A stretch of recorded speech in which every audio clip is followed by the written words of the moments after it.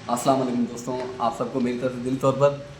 और ये आज रफ़ीक साहब ने हमें कहा कि आप कुछ सुनाएं, फरमाइश की है।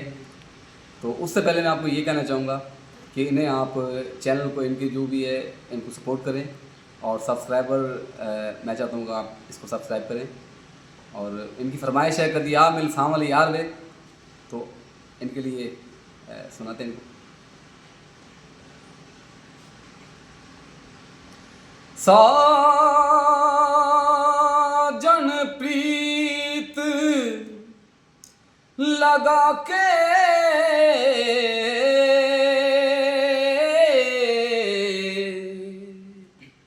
दूर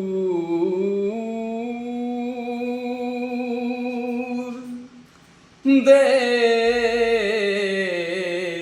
मत जाना, बसो हमारी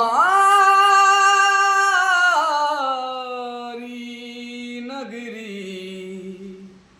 मोहे सुंदर मुख दिखला,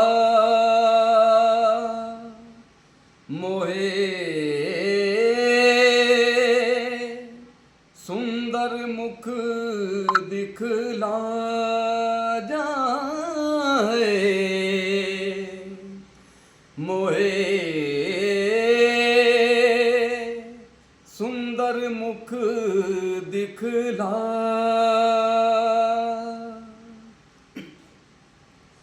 हो कदिया मिल सांवल यार वे, कदिया मिल सांवल यार वे, मेरे लूलू चीख पुकार वे, मेरे लूलू चीख पुकार वे।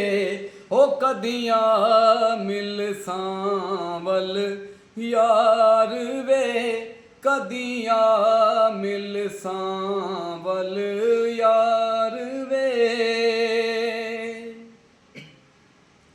मेरी जिंदड़ी होई उदास वे,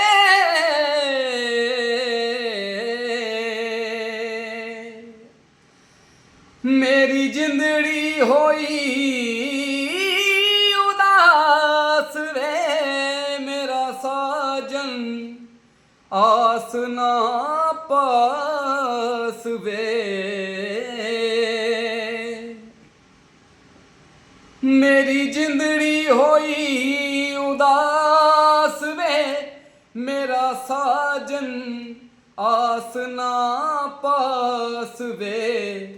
हो कदिया मिल सांवल यार वे, कदिया मिल सांवल यार वे।